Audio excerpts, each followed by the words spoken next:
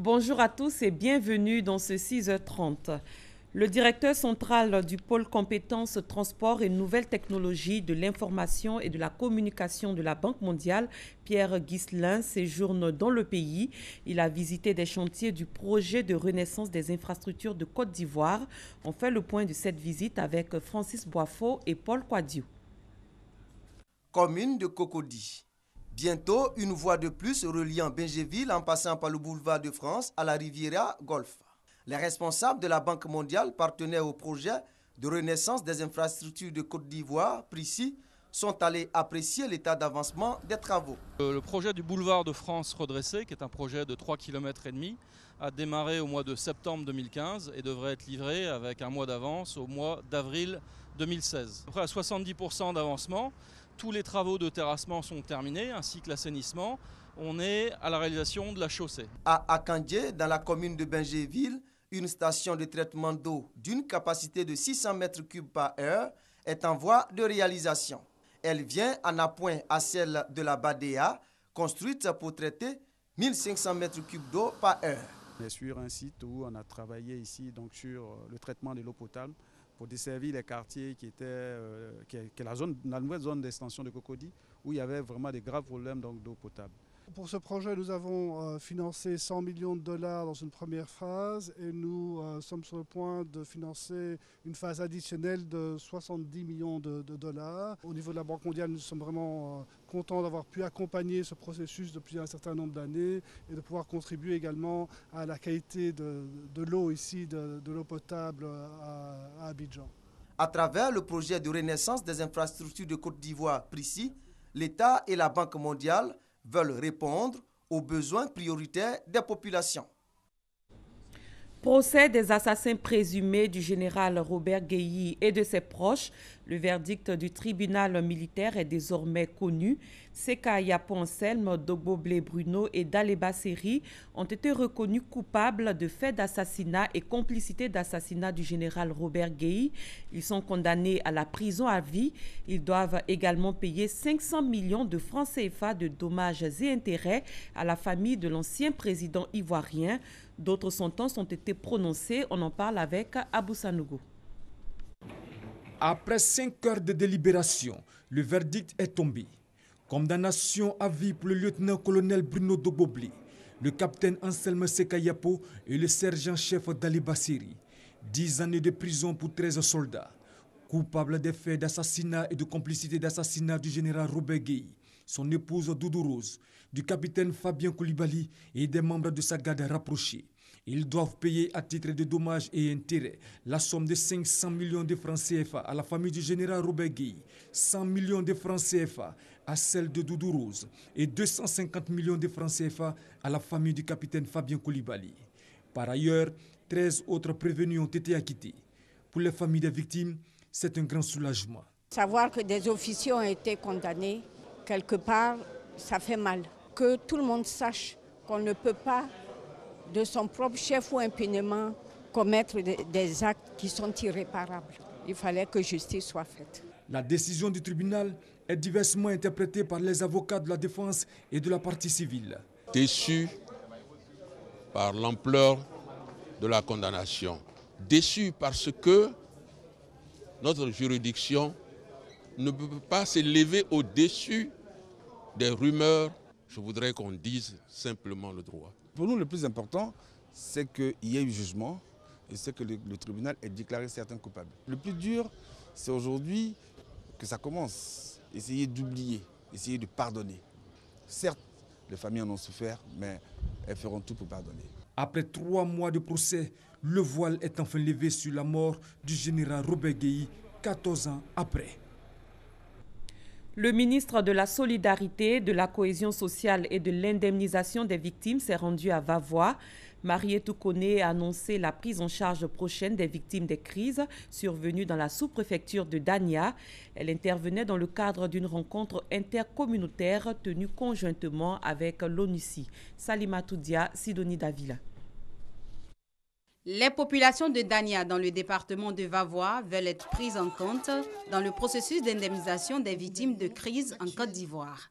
Elles l'ont fait savoir lors des journées de dialogue intercommunautaire organisée du 10 au 12 février par l'ONUCI. La volonté des cadres et élus de la sous-préfecture étant affichée, la ministre de la Solidarité, de la Cohésion sociale et de l'indemnisation des victimes a tenu le lundi 16 février à rassurer les populations de Dania. Les 13 et 14 octobre 2013, des affrontements intercommunautaires violents ont eu pour conséquence plusieurs blessés. Dania a connu un charnier à Monokozoï. Dania a connu les Sukhoi. Dania a connu les Mi-24.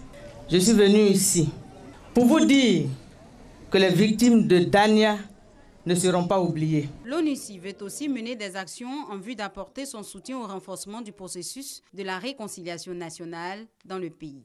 Je voudrais annoncer la décision prise par l'ONUCI de réhabiliter le centre de santé de Dania. Toujours dans la même logique, je voudrais vous informer que nous serions à mesure de réhabiliter une école.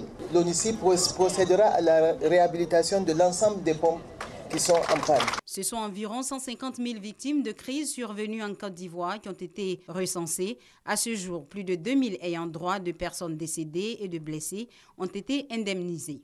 Le processus se poursuit depuis août dernier, date de lancement officiel de la phase 1 du processus. 4 lauréats du prix d'excellence ont reçu hier leur lot. Ils ont été récompensés dans les catégories du meilleur communicateur et du meilleur promoteur pour la paix et l'unité nationale par le ministre de la Communication. Notons que la cérémonie de remise du prix d'excellence s'est tenue le 6 août 2015 au palais présidentiel. Nousangaré, Grace Kondo. Le ministère de la Communication distingue les lauréats du prix national d'excellence de l'année 2015. Ces lauréats ont occupé les 2e et 3e places du prix d'excellence dans les catégories du meilleur communicateur et meilleur promoteur pour la paix et l'unité nationale. J'aimerais remercier tous mes encadreurs et puis ma famille également parce que c'est le résultat d'un bon encadrement familial, professionnel. Ce prix que je reçois est une invite à faire mieux. L'essentiel, ce n'est pas de recevoir ce prix, mais c'est de pouvoir le consolider, c'est de pouvoir maintenir le cap. Tous primés pour la qualité de leur travail et leur sens élevé de la responsabilité pour la promotion de la paix, ces femmes et hommes de médias ont été félicités et encouragés par la ministre de la Communication à plus de professionnalisme pour une presse de qualité. Je saisis donc cette occasion pour vous inviter à davantage d'efforts dans la quête de la qualité, car j'en suis persuadée, une presse de qualité est indispensable à l'avènement de l'Ivoirien nouveau et à l'émergence de notre pays à l'horizon 2020. Quant aux autres acteurs du secteur qui n'ont pas encore été primés, je veux citer les caméras women, les caméramens, les photographes, enfin tous ceux qui participent à rendre la vigueur au secteur de la communication, je voudrais les inviter à faire acte de candidature aux futures éditions du concours du prix d'excellence. C'est donc en saisissant cette opportunité qu'ils se donneront la chance de voir leur mérite être reconnus par la nation tout entière. Les lauréats du meilleur communicateur et ceux du meilleur promoteur de la paix et de l'unité nationale ont reçu au total une somme de 5 millions de francs CFA de la part du ministère de la Communication. Ces acteurs de médias sont reconnaissants au ministère.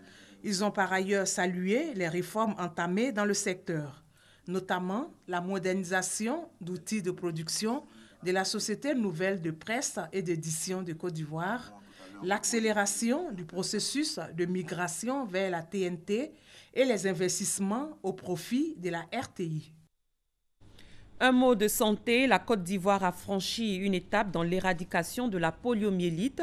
Le pays a été déclaré libre de cette maladie en 2015. Avant-hier, le ministre de la Santé et de l'Hygiène publique a procédé à la destruction de poliovirus sauvages. Cette opération a eu lieu à l'Institut Pasteur à Adiopo Doumé. Issaïo Adamakoni. Depuis 2011, la Côte d'Ivoire n'a plus enregistré de cas de poliomyélite. Un résultat qui permet à la Commission régionale pour la certification de l'éradication de la polio en Afrique de déclarer en novembre 2015 la Côte d'Ivoire pays libre de poliomyélite.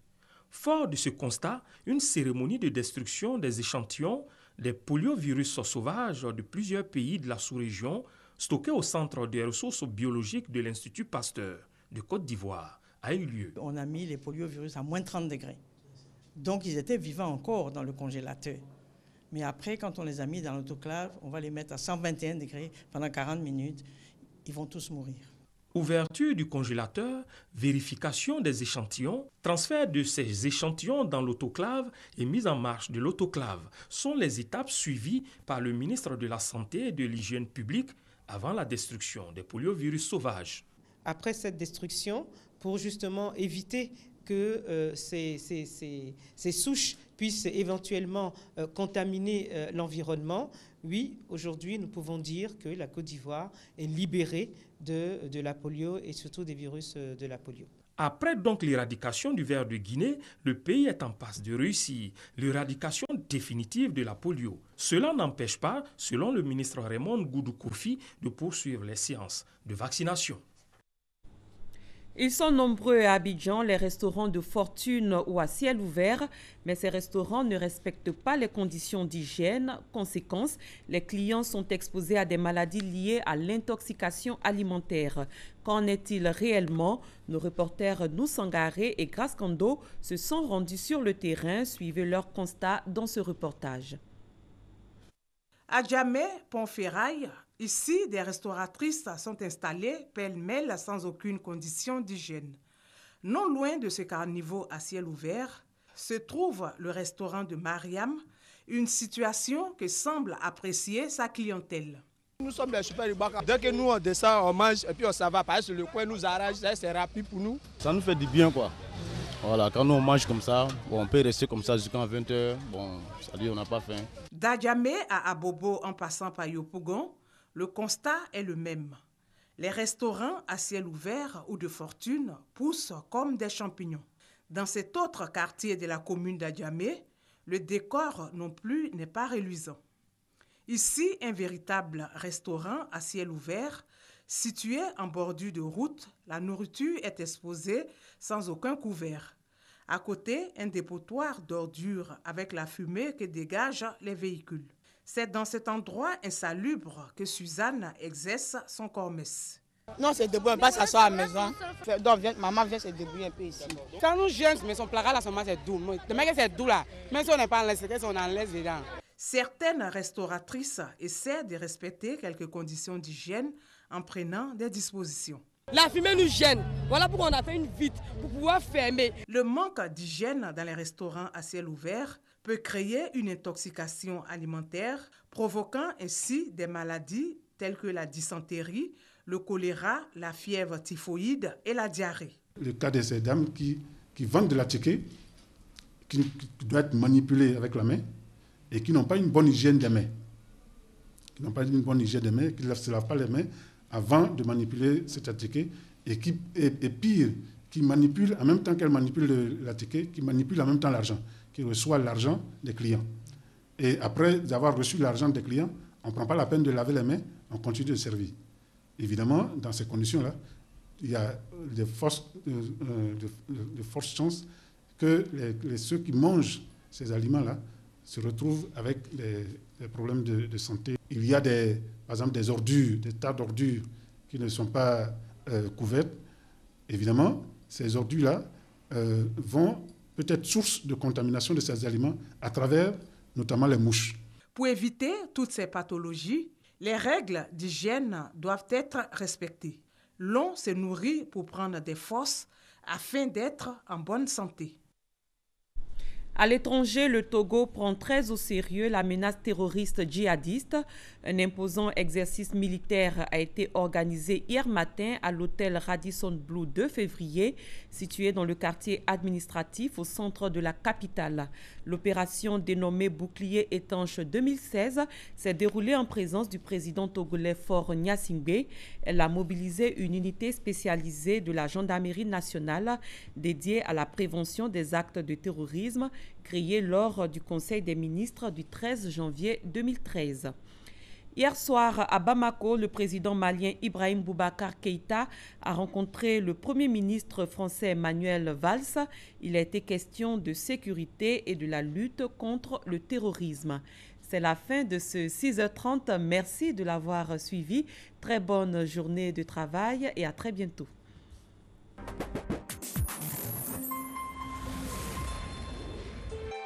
RTI 1, la chaîne qui rassemble. Avec RTI Mobile, profitez des programmes de la RTI sur l'écran de votre choix. Sur votre smartphone ou votre tablette. Suivez votre télévision en direct. Revoyez les programmes quand vous le souhaitez avec la fonction replay. Avec la grille TV, prenez connaissance de votre programme.